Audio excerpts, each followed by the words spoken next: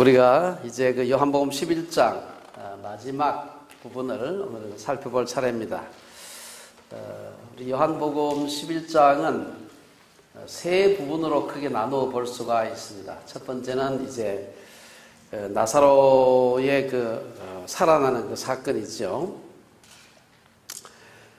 첫 부분에서 나사로의 죽음을 얘기하고, 둘째 부분에서는 나사로가 살아나는 사건, 마지막 부분에서는 나사로가 살아나고 난 뒤에 그 사건에 대한 사람들의 반응 얘기를 하고 있는데, 오늘은 세 번째 나사로가 살아난 사건에 대한 사람들의 반응을 좀 살펴보고자 합니다.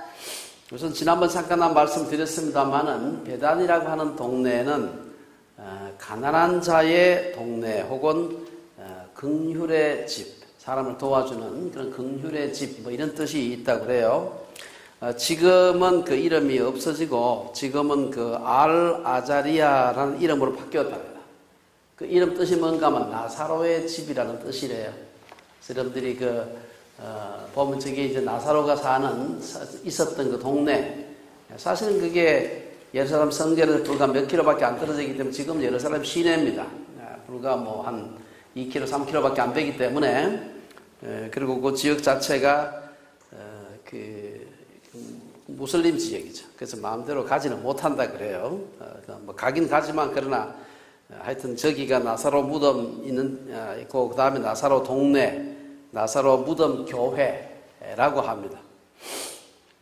그래서 우리가 이 나사로에 대한 이 사건, 정말 아직도 저는 잘 이해하지 못하는 것 중에 하나가, 이 중요한 사건이 왜 공간복음이 없이 요한복음에만 기록되었을까? 사실 아직은 이해를 잘 하기 어려운데요. 어떤 의미에서 예수님의 생애 중에서 수십 번의 그 많은 기적 혹은 표적을 행하신 것 중에서 나사로 사건만큼 큰 사건이 없지 않았을까, 그런 생각을 합니다.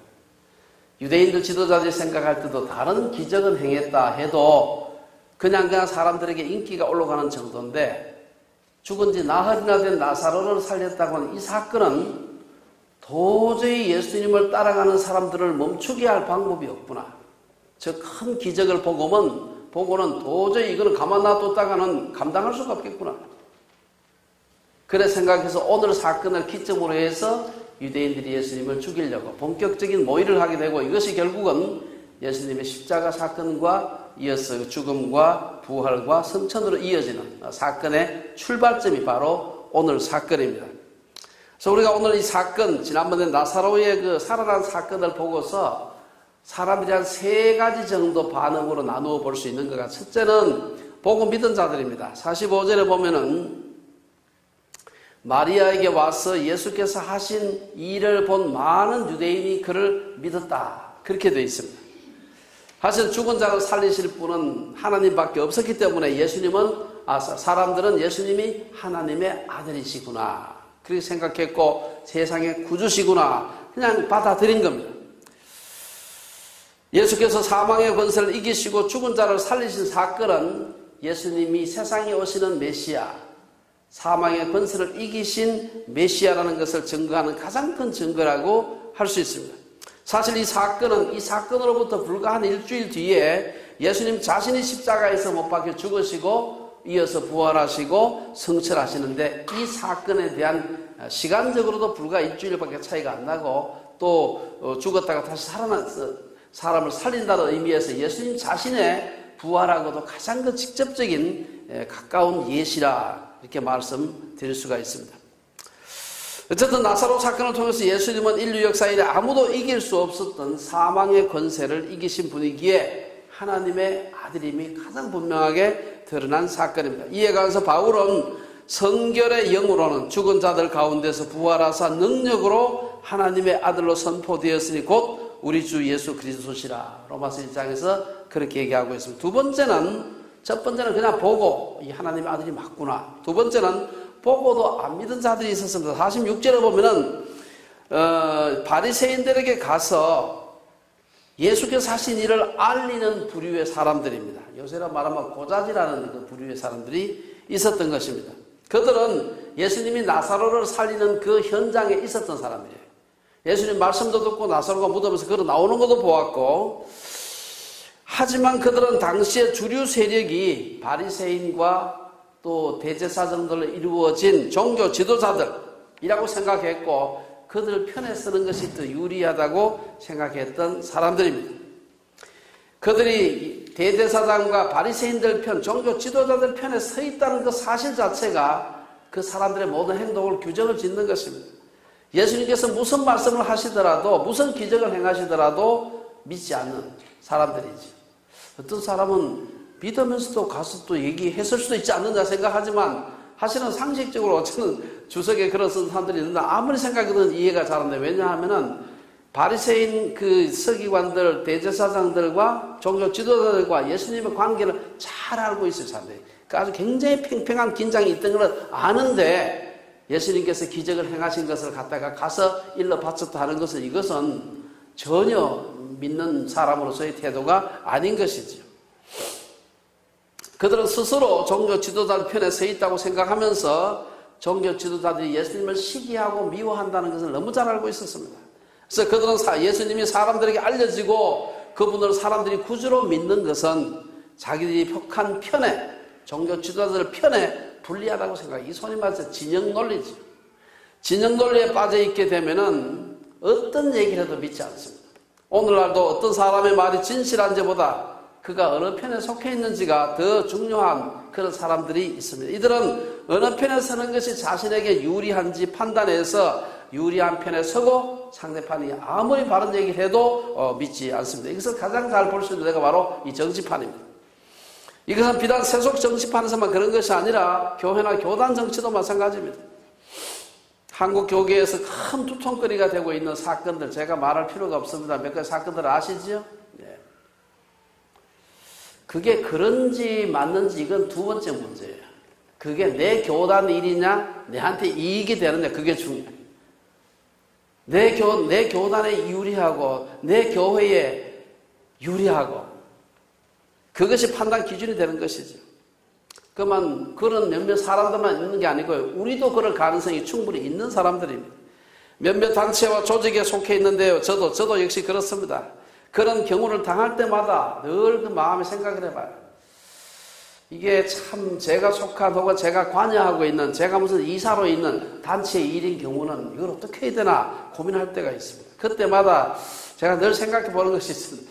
내가 하나님 앞에 섰을 때 내가 하나님 물으시면 뭐라고 답할까? 이게 항상 제 머릿속에 있는 이 마치 저를 마치 사로잡고 있는 그런 생각입니다. 그래, 그런 얘기 했다가 뒤에 하나님께서 너 그때 왜 그렇게 했냐? 물으면 그거 어떻게 하지? 이 얘기를 저는, 그 생각을 저는 늘 하고 살아갑니다. 당시 유대인들의 경우에 종교 지도자들이 말에 속아서 그랬다. 보통 사람들은 유대인들이 종교 지도자들이 예수가 나쁜 사람이다 막 얘기를 하니까 정말 그런가 속아서 그랬다. 그렇게 핑계할 수 있을까? 그럴 수 없다는 것입니다. 우리는 하나님의 형상을 따라서 주권적 존재로 지음을 받았기 때문에 누구 때문에 내가 나쁜 일을 했다 이렇게 얘기할 수는 없어요. 비록 그 사람한테 속아서 나쁜 일을 해도 자기가 나쁜 일을 한 겁니다. 그래서 우리가 하나님의 심판대 앞에서는 예수님을 믿지 않게 된 것이 누구 때문이었다 핑계할 수가 없다는 것입니다. 세 번째는 알고도 안 믿은 사람이 있어요. 이 사람들은 공회원들이었습니다. 예수님의 기적에 관해서 사람들로부터 전해 들었습니다. 고자질하는 사람들 얘기를 들었습니다. 여기서 공회라고 하는 것은 몇 차례 말씀드렸습니다만은 유대인들의 최고 의결기관입니다. 총 72명으로 되어 있고요. 주요 멤버들로서는 사두개인과 바리새인 같은 이제 서기관이라든지 뭐 교회 장로라든지 이런 사람들이 이제 바리새인이 많습니다. 그래서 이런 사람들로 이루어진 72명, 오늘날로 말하자면 국회에 해당하는 그 나라의 적어도 식민 통치에서는 제일 최고의 의결기관이라고 볼 수가 있습니다. 이 바리새인과 사두개인들은 죽은 자의 부활을 믿는다는 점에 있어서 전혀 다른 의견을 가지고 있었습니다. 바리새인들은 유대의 전통을 중히 여겼고 그리고 유대를 상당히 그 민족주의적인 생각이 강했습니다. 그래서 유대를 지배하고 있는 로마를 극도로 싫어했습니다. 이들은 부활을 믿었습니다. 마지막 최후의 부활 이걸 믿었습니다. 반면에 사두개인들은 그 당시로 말하면 세속 정치계를 장악하고 있던 그런 사람들이었습니다. 당연히 높은 자리에 있는 사람들은 로마의 제가를 받지 않고는 높은 자리에 올라갈 수가 없습니다. 높은 자리에 올라가 있다가도 대제사장 하다가도 로마 황제 마음에 안 들면 쫓겨날 수밖에 없는 것이죠. 이들은 부활을 부정하고 유대의 종교적인 전통을 귀중히 여기지 않았습니다. 그래서 어떤 의미에서 이 사람들은 로마에 빌붙어서 자기들의 지위를 누리고 있는 사람이었습니다. 그래서 바리새인들이 볼 때는 저 사람들 지금 매국노다, 이완용이다, 이렇게 생각하는 사람들이에요. 그러니까 평소에는 앙숙이었어요. 그런데 지금은 함께 처단해야 될 예수라고 하는 공통의 적이 생긴 것입니다. 그래가지고 예수 해가지고 사내들인 공회 멤버들이 100% 거의 다, 아마 니고데몬 빠졌을지 모르지만 거의 다 예수님을 잡아서 죽이자 하는데 의견을 합치게 됩니다. 47절에 보면은 이 사람이, 예수님이 많은 표적을 행하니 우리가 어떻게 하겠느냐. 아마 정상적인 보통 사람들 같았으면은 예수라는 사람이 이런 기절을 하고 마지막에는 죽은 지 나흘이나 된 나사로를 살렸대 하는 소리를 들으면은 어떻게 하겠습니까? 보통 사람 같으면 이 진짜 하나님의 아들 아니야? 우리가 좀 알아보고 진짜 그럼 우리 가서 진짜 그분을 구주로 받아들여야 되는 거 아니야? 이런 생각을 하는 게 정상적이죠. 아니면 이 사람들이 성경을 잘 알고 구약 성경을 잘 알고 있는 사람들이기 때문에 이게 정말 메시아가 맞나? 메시아의 증거가 맞나? 하고 그들이 아마 생각해 봤을 겁니다. 그러면서 신명기 18장에 보면 그 선지자란 말이야. 그 선지자. 메시아를 가리켜서 한 예언적인 말인데요. 혹시 신명기에는 그 선지자 아닐까? 이사야서 7장 14절에 보면 우리가 잘 아는 처녀가 잉태하여 아들을 낳겠다. 처녀가 낳은 그분이 처녀한테 난 분이 아닌가? 아마 그런 생각을 했을지도 모르죠. 이사야 9장 6절에 보면 그 어깨에는 정사를 맨 평강의 왕 이런 말. 혹시 그분이 아닌가? 미가서 5장 2절에 보면 예수님께서 베들레헴에서 태어난다고 이렇게 예언되어 있는데 혹시 그분이 뭐 나사렛에서 왔다 그러긴 하지만 혹시 출생은 베들레헴에서 난 거 아니야? 하고 뭐 뒷조사에서 요새 같으면 좀 신상 털기를 좀 해봤지 않겠습니까? 근데 이미 진영 돌리면 저 사람이 내 지위, 내 부귀 영화를 흔들 수 있는 사람이라는 생각이 드니까 아무런 그런 데 관심이 없고 48절에 보면 만일 그를 이대로 두면 모든 사람이 그를 믿을 것이다. 이건 어디 많이 들어본 얘기야. 사도행전 4장에도 보면 그 비슷한 얘기가 나옵니다. 대제사장과 종교 지도자들은 사도들을 통해서 나타난 표적들을, 이적들을 부인할 수가 없었습니다. 너무 분명하고 너무 많은 사람이 봤기 때문에. 그러니까 사도행전 4장 16절에 보면 이 사람들을 어떻게 할까? 그들로 말미암아 유명한 표적 나타난 것이 예루살렘에 사는 모든 사람에게 알려졌으니 우리도 부인할 수 없는지라. 그러면 아멘하고 받아들일 거 아니에요. 그 많은 사람이 받고 도저히 부인할 수가 없는 것입니다. 그렇게 고백하면서 이 종교 지도자들은 그들이 사도들이 전한 예수를 믿기보다는 그들을 잡아 죽일 궁리를 했습니다. 육에 속한 자, 자신의 권세와 부귀 영화가 중요한 자들은 자기들의 이권에 방해가 되는 사람이라면 그 기적이 자기신의 이권에 방해가 된다면 믿기보다는 도리어 그 이절 행한 사람을 잡아 죽여야 되겠다 생각을 하는 것입니다. 정말 이 정도 되면 참 정죄받았다 이렇게 말할 수가 있습니다. 그래서 이 세 부류의 사람들을 생각하면서 하나님께서 역사하시는 방법, 악한 사람들이 어떻게 하나님의 일을 이루는데 그들의 모략이 사용되는가 하는 것을 좀 나누어서 생각해 볼 수가 있어요. 48절에서 52절입니다. 여기 보면 첫째는 이 종교 지도자들이 하는 말을 생각해 볼 필요가 있습니다. 바리새인과 사두개인들은 이 예수님의 표적 행하신 걸 보고 정말 예수님을 사람들이 믿게 될까 봐 매우 두려워했습니다. 구약의 율법을 중히 여겼던 바리새인들이나 유대 종교 지도자들이었던 대제사장은 예루살렘 사람들을 예수님이 모아가지고 어떤 의미에서 예수님 앞에 다 데리고 가야 될 책임 있는 사람이에요. 그렇잖아요? 오히려 우리 다 같이 예수 믿읍시다. 성전에 사람들도 많이 오고 대제사장이니까 그 당시에 가장 높은 지도자인데 저분이 메시아가 맞으니까 우리 그분 믿으러 갑시다 라고 하는 것이 그분의 사실은 해야 할 일입니다. 근데 도리어 그들은 사람들이 예수를 믿을까 봐 전전긍긍했습니다. 그러면서 그들이 사람들로 하여금 예수님을 믿어서는 안 된다고 주장하는 기가 막힌 이유를 내세우게 되는데 48절에 보면은 만일 예수를 가만히 두었다가는 모든 사람이 그를 믿을 것이요 그리고 로마인들이 와서 우리 땅과 민족을 빼앗아 가리라.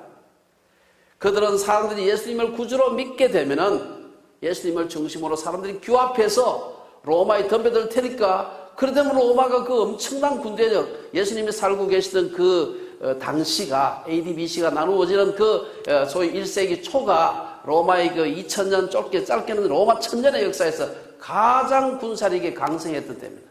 그 막강한 로마의 군사력이 와가지고 아무런 군사력이 없는 예루살렘을 갖다가 초토화시키기 때문에 우리 모든 사람이 다 죽지 않겠느냐. 종교 지도자들은 자기들의 기득권을 유지하지 못할까봐 두려워하면서도 겉으로 내세우는 것은 국가와 민족의 안위를 구하는 것처럼 거짓말을 하고 있습니다. 바리새인과 사두개인들은 그간 행적으로 미루어서 로마에 대해서 예수님께서 무장투쟁을 하는 정치적 메시아가 아니라는 것을 너무 잘 알고 있었어요. 왜? 예수님 자신이 입으로 여러 차례 얘기를 했습니다. 여러분이 잘 아는 대로 예수님은 오병이어의 기적을 행하신 후에 사람들이 오병이어를 가지고서 5,000명 아닌 10,000명 이상의 사람을 먹이고도 남을 정도 같으면 저분 왕으로 모셨다가는 우리 이제 먹는 거 문제 다 해결되는구나 싶어가지고 강제로 예수님을 임금 삼으려 했다. 예수님께서 뿌리치고 그냥 산으로 가셨어요. 바리새인들이 예수님께 로마의 세금을 바치는 것이 바르냐? 잘 알고 있죠. 뭐라고 얘기하셨는지. 가이사의 것은 가이사에게, 하나님의 것은 하나님께 바쳐라. 후에 빌라도 앞에서 신문 받으실 때도 예수님은 내 나라는 이 세상에 속하지 않는다. 아주 단호하게 얘기했어요. 어디 하나 예수님께서 마치 정치적인 군사적인 메시아로 와서 사람들을 규합하려고 하는 의지는 전혀 보이지 않습니다. 요걸 너무 잘 알고 있는 것입니다. 예수님은 평화주의자였고 자신을 정치적 군사적 메시아로 옹립하는 자들의 시도를 단호하게 차단했던 분입니다. 이것을 누구보다도 잘 알고 있으면서 종교 지도자들은 자기들의 기득권을 유지하기 위해서 사람들이 저렇게 예수님을 많이 따라가면은 저 사람들이 반란을 일으켜가지고 로마가 와서 우리를 초토화시키면 어떻게 될까? 이 핑계를 지금 대중들 앞에서 말을 번들으러 하게 하는 것입니다. 이것은 사실은 남의 얘기가 아닙니다. 저도 설교를 하고 강의를 하는 사람으로서 우리 설교하는 목사들이나 선생들은 어떻게 해야 될까? 저는 늘 제가 말씀드립니다만은 우리 성도들이 많이 헷갈리고 속는 것 중에 하나가 어떤 목사님이 설교를 무지하게 눈물쑥 빠지게 은혜롭게 하면 저분이 얼마나 신령할까 그렇게 생각하는 분이 있어요. 그럴 수 있습니다. 안 그렇다는 게 아니라 중요한 것은 그렇지 않습니다. 말을 잘하는 것은 어떤 의미에서 공부를 많이 하고 날 때부터 타고난 은사가 있는 사람이 있어요. 말 잘하는 사람이 있습니다. 그래가지고 예수도 안 믿으면서도 막 설교를 너무 잘하는 사람이 있어요. 왜? 이러면 텔레비전에 이러면 뭐 제가 누구라고 얘기는 안 하겠는데 우리나라 텔레비 말고 미국 텔레비에 미국에서 설교를 진짜 그렇게 잘하는 사람이 있을 수 있을까? 나중에 모르게 예수를 안 믿어. 실컷 지나고 나서 그런 사람이 있을 수 있습니다. 극단적인 케이스입니다만은 예수를 안 믿고도 설교를 얼마든지 잘할 수 있다는 겁니다. 정말 저 사람이 훌륭한 목사인지 훌륭한 선생인지 훌륭한 리더인지 아는 것은 언제 드러나느냐? 복음으로 인해서 핍박을 받을 때 복음 때문에 자기 가진 거, 자기 가족, 이 모든 것이 손해를 볼 때 그 사람이 어떻게 하는가 하는 걸 보면은 저 사람이 진짜구나. 말 평소에 더듬어도 괜찮아요. 그런 사람이 진짜입니다. 그때 양인지 염소인지가 구분되는 것입니다. 성도들은 연막치는 종교 지도자들을 잘 구분해야 됩니다. 이게 예수 다 따라가면 우리 민족과 이 땅 다 뺏겨. 이렇게 했지만 사실은 자기들이 예수님이 높아지면 자기들의 기득권이 지금 무너진다고 생각했기 때문에 그들은 예수를 죽이려고 했던 거예요. 두 번째, 49절에서 대제사장 가야바라는 사람이 참 중요한 인물인데 어떤 의미에서 빌라도와 더불어서 아마 우리 인류 역사상 제일 많이 욕을 먹는 사람 중에 한 사람입니다.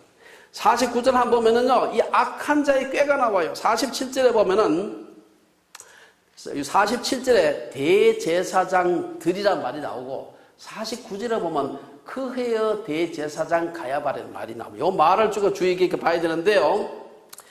요한이 49절에서 그 해의 대제사장, 그 해.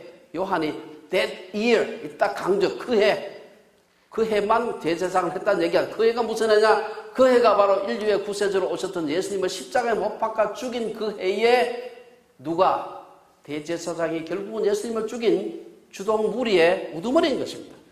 그 사람이 예수님을 죽였던 그 해의 그 대제사장, 이 가야바다 이 말이에요. 이 대역죄의 주동 그룹이 공회였고 사내들인 공회였고 이 공회의 의장이 바로 대제사장 가야바였던 것입니다.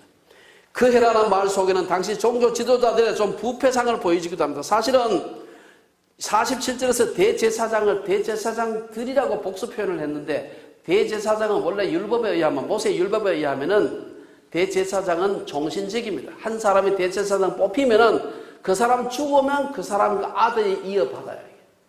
아들이 없으면은 제사장의 형제 아들로 가면서 그 아들로 내려가게 되어 있어요. 그런데 여기 보면은 대제사장들이라고 하는 말은 대제사장을 했던 사람 중에 아직 살아있는 사람들이 있다는 말입니다. 한 사람이 아니고 여러 사람, 현직 한 사람이 대제사장이 있지만 그 전에 역임했던 사람들이 살아있다는 것은 종신직이 아니라는 얘기입니다.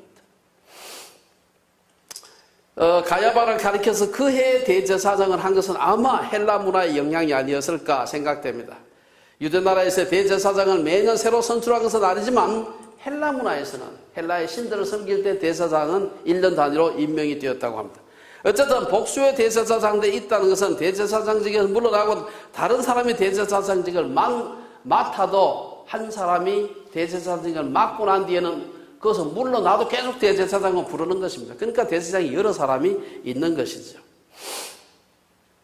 대제사장직은 율법에서 아들로만 승계하게 되어 있는데 요한복음 18장 13절에 보면 무슨 얘기인가 하면 오늘 여기 나오는 그 해의 대제사장 가야바는 누구냐? 가야바는 그 이전에 안나스라고 하는 대제사장의 아들이 아니라 사위였습니다.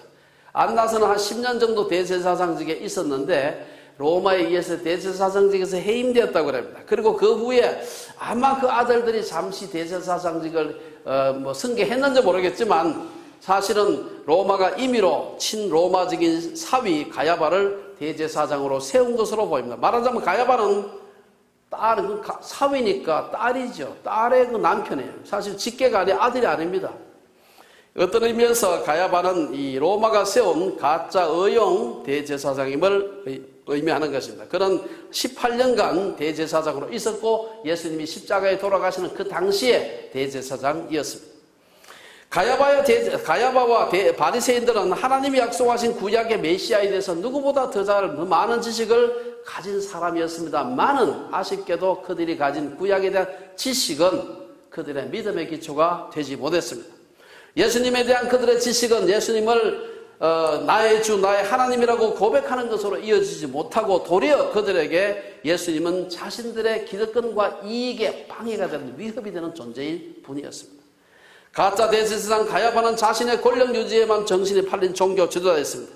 여러분 근데 가짜일수록 수가 더 능해요. 일반적으로 가짜일수록 수가 능하고 가짜일수록 돈과 권력에 더 집착합니다. 그런 불법을 저지르는 것은 아주 익숙한 사람입니다. 후에 보면은 가야바는 불법으로 하속도를 시켜서 예수님을 체포했고요. 불법으로 새벽에 재판하면 안 되는데 새벽에 예수님을 재판했고 불법으로 빌라도에게 예수님을 죽이라고 요구했습니다. 그리고 마침내 그는 예수님을 죽이는데 성공하게 됩니다. 가야바는 자신이 승리했다고 오해했을 겁니다. 하나님은 악한 자의 계교를 사용하실 수 있음을 여기서 보여주는 것입니다. 또한 가야바는 그 후에 사도행전에서 보면 불법으로 베드로와 사도들을 협박했고 사도행전 7장에서 우리가 잘 아는 스데반의 순교에 그 책임 있는 사람이 대제사장 가야바였습니다.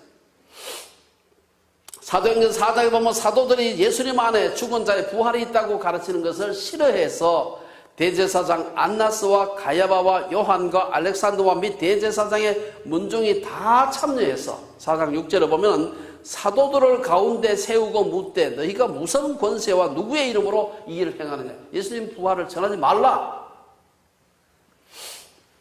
그리고 그는 자신들이 예수를 죽이는 데 성공했던 것처럼 예수를 따르는 사도들과 그 따르는 무리들을 없애면은 그걸로 모든 문제가 다 해결될 거라고 생각을 했습니다.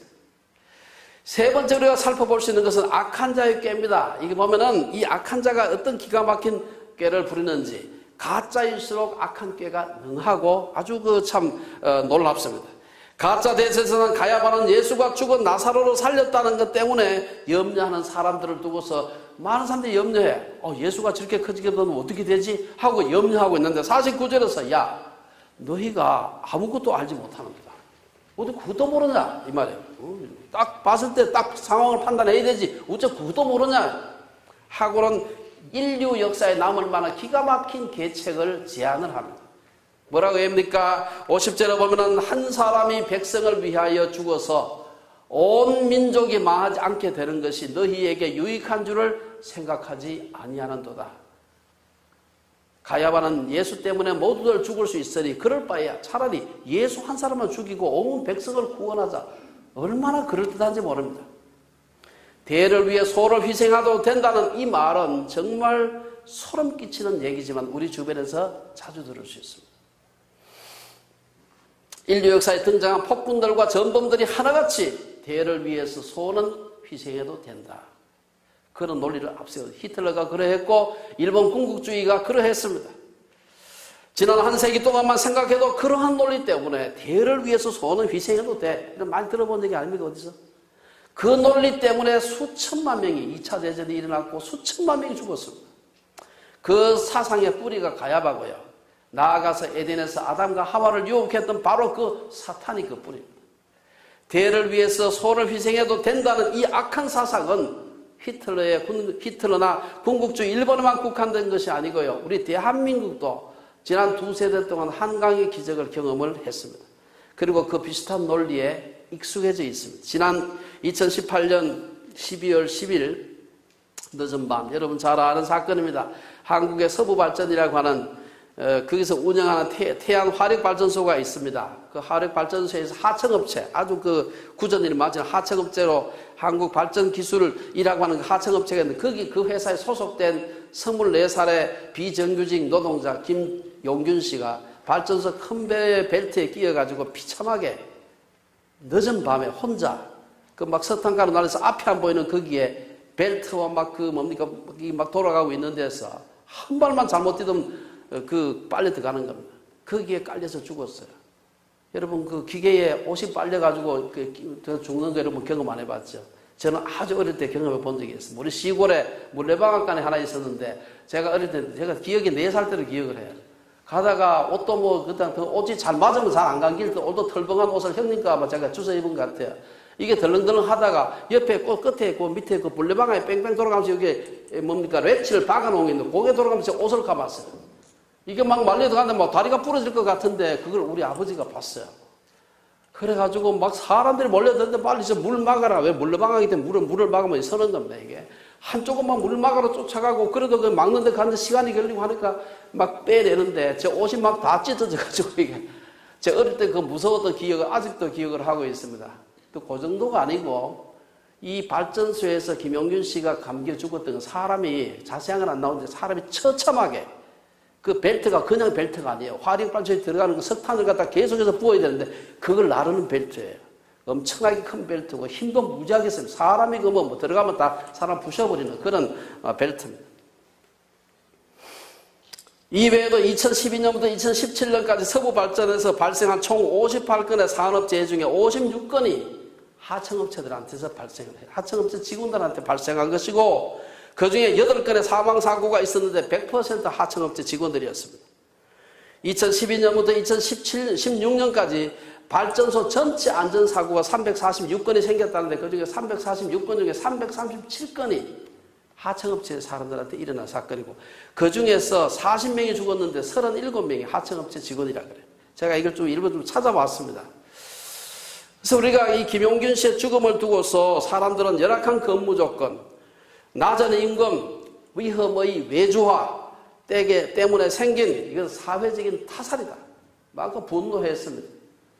하지만 그렇게 분노하면서도 우리 국민들은 여전히 값싼 한국의 전기료를 올리려고 하지 않습니다. 전기료 많이 내야 정규직 써야 되고 그 다음에 2인 1조, 3인 1조 하고요. 제대로 불 환하게 밝혀가지고 사람 안 감겨 들어가도록 위험을 줄일 수가 있는 것입니다. 그런데 온 국민이 값싼 전기료를 누리기 위해서는 몇 사람 죽어도 된다 라고 생각을 하고 있으면 이건 가야바의 생각입니다. 나라와 민족을 위해 내가 희생하겠다 하는 말은 감동적인 말이에요. 하지만 다른 사람이 죽어야 한다고 생각하는 것은 이건 가야바의 생각이고 악한 사탄의 생각입니다. 목사는 스스로 자신이 죽어야 한다고 생각하고 장로는 내가 먼저 죽어야 되지, 성도는 성도가 죽어야 한다고 생각하는 건 너무 아름다운 일이에요. 그러나 성도들이 목사가 먼저 죽어야 되지, 혹은 장로가 집사 보고 집사가 먼저 죽어야 되지, 이건 가야바의 생각입니다. 내가 죽어야 되게 생각하는 건 천사의 생각이에요. 그 남이 죽어야 된다 생각하는 것은 사탄의 생각입니다. 여러분, 예수님의 마음이 어떤 마음입니까? 예수님의 마음을 나타내는 여러 가지 그 비유가 있는데 그 중에 하나가 여러분 너무 잘 아는 양 99마리, 71마리 양의 비유입니다. 그게 여러분 너무 그 얘기 잘 알지 않습니까? 양 한 마리가 길을 잃었으면 그 99마리를 이 울에 가도 우리에 두고가 아니고요. 산에 두고예요. 산에 두고 가서 길 잃은 양을 찾지 않겠느냐. 참 그 짧은 그 비유입니다만 놀라운 비유예요. 예수님은 이 작은 자중, 옛날로 개역 한결에서 이 소자중 이렇게 이 작은 자중 하나를 실족하게 하면 차라리 연자맷돌이 그 목에 달려서 깊은 바다에 빠뜨려지는 것이 낫다. 이러면 연자맷돌 요즘 애들이 몰라가지고 그게 얼마나 무거운지 모르는 것 같아요. 어른도 들기 힘들면 돌덩어리지. 이게 돌덩어리예요. 이거 목에 걸면 수영 안만 잘해도 이거 못 듭니다. 그는 예수님이 말씀만 그렇게 하신 것이 아니라 스스로 우리가 잘 아는 마가복음 10장 45절 인자가 온 것은 섬김을 받으려 함이 아니라 도리어 섬기려 하고 자기 목숨을 많은 사람의 대속물로 주려 함이니라. 예수님이 실천하셔서 말만 잘하면 그런 말은 저도 잘할 수 있어요. 중요한 것은 말만 잘하는 것이 아니라 그렇게 행하셨다는 사실입니다.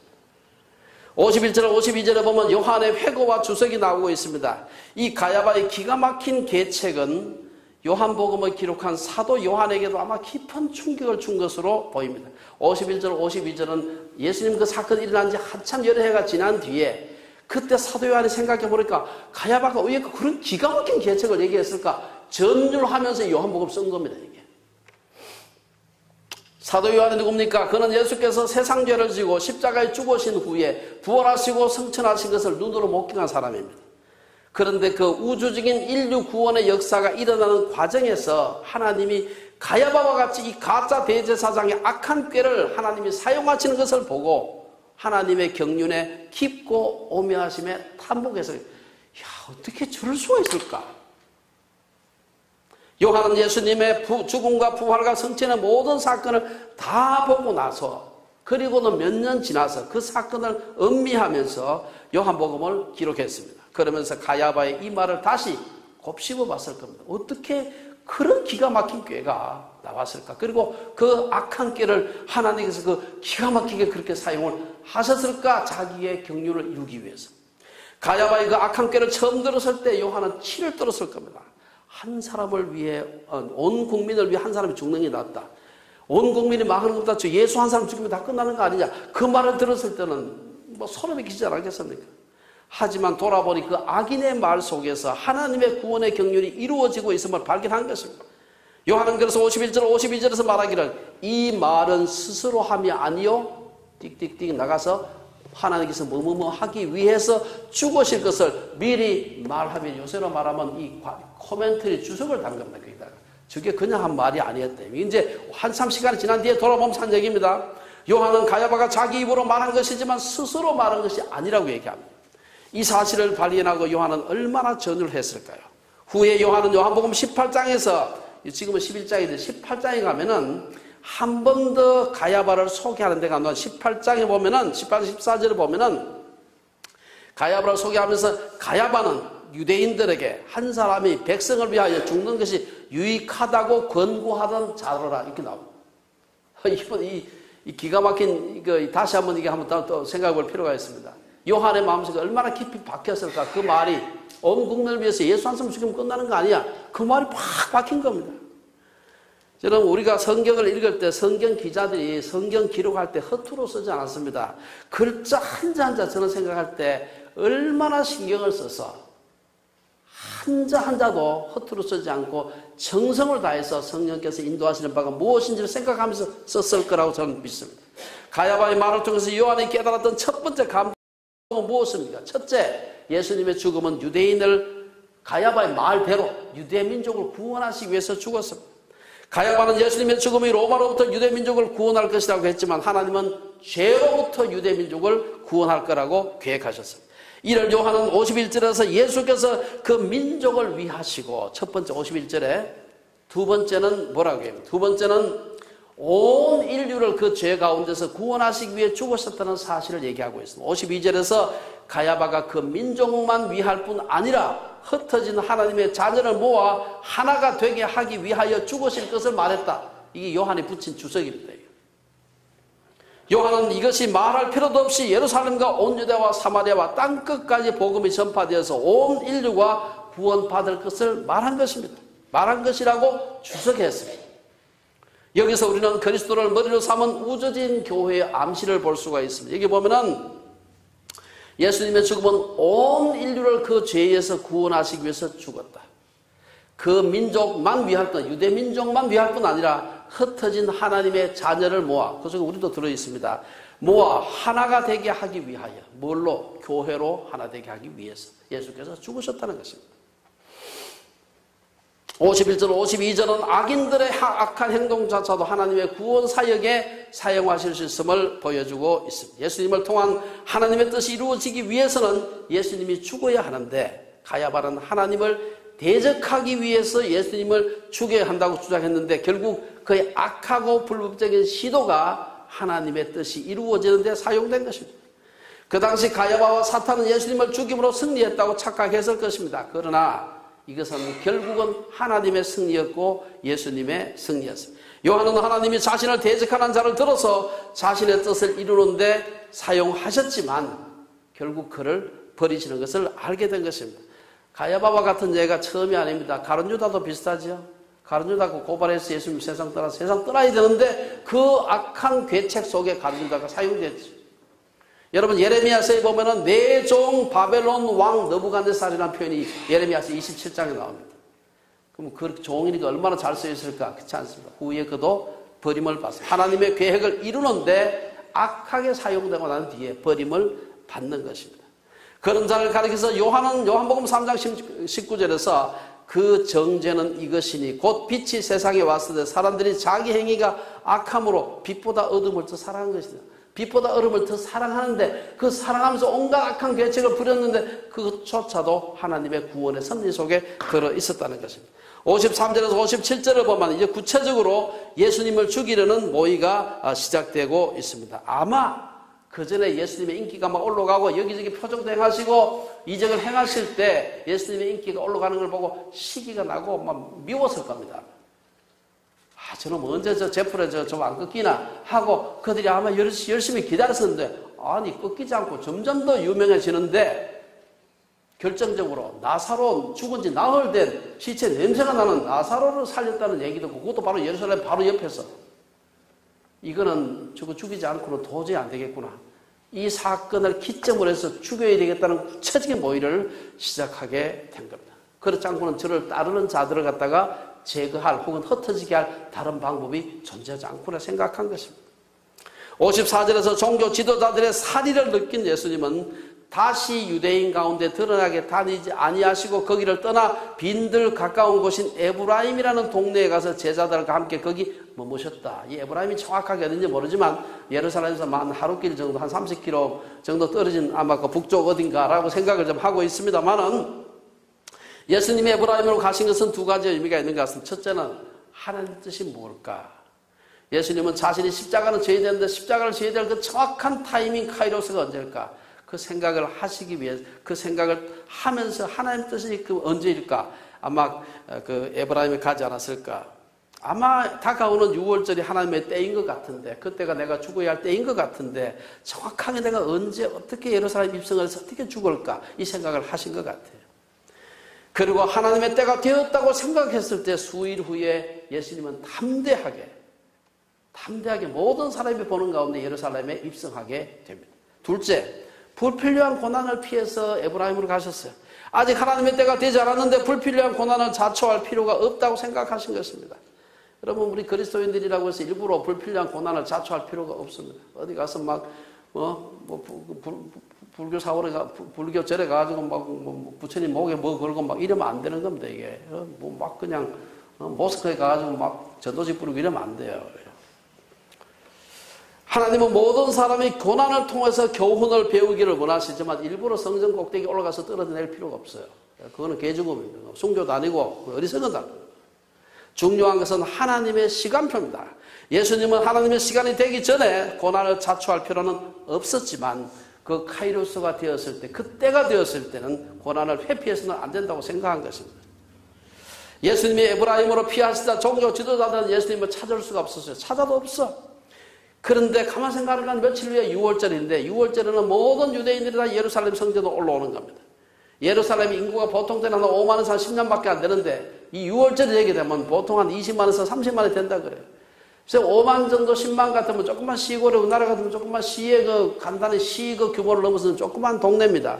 거기에 한 4배, 5배 사는데 모이게 되면 뭐 온 천지가 사람이 막 가득 차는 것입니다. 이 6월절이 되게 되면 틀림없이 예수가 6월절에 예루살렘에 올라올 것이다. 사람이 그렇게 많이 모이는데 와가지고 또 한판 연설하고 기적하지 않을까 그 생각을 하고 있었던 것입니다. 그래서 56절에서 그들은 예수를 찾으며 성전에 서서 서로 말하되, 성전에 있어야 되죠. 왜 틀림없이 성전에 올 거니까. 너희 생각엔 어떠하냐? 그가 명절에 오지 아니하겠느냐? 그래서 57절에서 대제사장과 바리새인들은 사람들에게 누구든지 예수 있는 것을 알거든 신고하여 잡게 하라. 현상수배를 한 겁니다. 그들은 예수님을 체포해서 죽일 만반의 준비를 했고요. 이런 때는 악한 자의 모략이 성공하는 것 같았습니다. 여기까지가 오늘 본문입니다.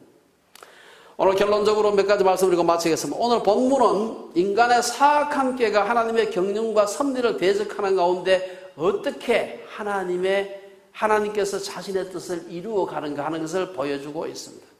하나님은 자신의 뜻을 이루어가는 과정에서 악한 인간의 꾀도 사용하신다는 것입니다. 잠언 기자가 그걸 가리켜서 이렇게 말합니다. 온갖 것을 그 쓰임에 적당하게 씌우셨나니 악인도 악한 날에 적당하게 하셨다. 하지만 하나님은 그런 자들도 때가 되면 내가 너희를 도무지 알지 못하니 불법을 행하는 자들아 내게서 떠나가라 정죄하실 겁니다. 제사장들과 바리새인들은 예수님이 많은 표적을 행하시면서 그를 믿는 많은 사람들이 생기자 그를 죽이기로 작정하셨습니다. 이것은 저주받은 자의 모습입니다. 예수님의 인기가 높아지고 그를 믿고 따르는 자가 많아지면 어떠해야 됩니까? 저는 이 사건의 정반대가 되는 사건을 생각해 보았어요. 그거는 바로 세례 요한의 모습입니다. 제가 뭐 자주 인용을 합니다만은 그 예수님이 막 인기가 올라가고 그를 따르는 자들이 막 늘어났을 때 얼마나 시기심이 나겠습니까? 여러분 아시겠지만 세례 요한은 예수님보다도 이종 사촌 형님 정도 약간 나이가 많아요. 한 6개월 빨리 왔습니다. 같은 동네 사람이에요. 그런데 그를 보고서 자기보다 더 자기가 전국적인 부흥사였는데 더 유명한 전국적인 부흥사가 또 생겼어. 자기 오던 손님들이 다 그리 가고 있어요. 그걸 보고서 세례 요한이 한 얘기 너무 잘 알지 않습니까? 그는 흥하여야 하겠고 나는 쇠하여야 하리라. 예수님은 요한과 경쟁하는 분이 아니었습니다. 저분은 나하고 경쟁하는 분이 아니다. 이것이 메시아 되시는 예수님을 따르는 자의 모습입니다. 하지만 깜도 되지 않는 대제사장과 바리새인들은 예수님을 자신의 경쟁자로 생각했습니다. 섬겨야 될 분인데. 오늘 본문은 예수님이 나사로를 살린 사건으로 인해서 본격적으로 예수님의 순환이 시작되고 있음을 보여주는 것입니다. 예수님의 이적을 보고 믿는 자들도 있었고 보고도 믿지 않는 자들도 있었고 종교 지도자들은 예수님의 이적이 사실임을 알았지만 부인할 수 없다고 해서 사실임을 알았지만 믿지 않을 뿐 아니라 나아가서 그를 잡아 죽이려고 했습니다. 여러분 정자와 그 난자가 착상되면은 분만은 시간 문제입니다. 악한 생각이 마음속에 꿈틀고 착상하기 시작하면 그 다음에 그 악한 행동이 겉으로 드러나는 것은 시간의 문제예요. 이틀 전에 저희 딸이 딸을 낳았거든요. 9년 만에, 결혼하고 9년 만에 애를 낳았어요. 처음에 임신했다는 얘기 들었을 때는 아무 표시가 없잖아요. 근데 기가 막히게 시간표에 따라가지고 딱딱 때리가 배가 불러오고 그래서 그저께 아기를 낳았습니다. 어쨌든 수정되어 착상되면 뿐만 아니라 시간의 문제인데 악한 생각도 한번 수정돼서 착상이 되면은 그 악한 행동이 실행되는 것은 시간의 문제예요. 반드시 그 길을 실행하게 됩니다. 종교 지도자들과 같이 자신의 왕국을 위해 일하는 자들은 하나님의 뜻을 이루는 데 사용될 수도 있지만 결국은 버림을 당하고 울며 이를 갈미 있을 것입니다. 내 유익을 위해 사업가들은 내 사업을 위해, 국회의원들은 내 표박가리에 유익한지를 보고 작은 교회 가면 안 되죠. 표박가리가 안 되니까. 그래서 어느 교회를 선택해서 가는 것입니다. 그러한 이유라면은 오늘날의 가야바와 같다고 할 수 있습니다. 자기의 편의와 유익을 위해서 교회를 간다. 자기의 왕국을 짓고 있는 것, 하나님 나라가 아니라 자기의 왕국. 아무리 거창한 허물을 내세워도 사람은 속을지 모르죠. 하나님은 속지 않는 것입니다.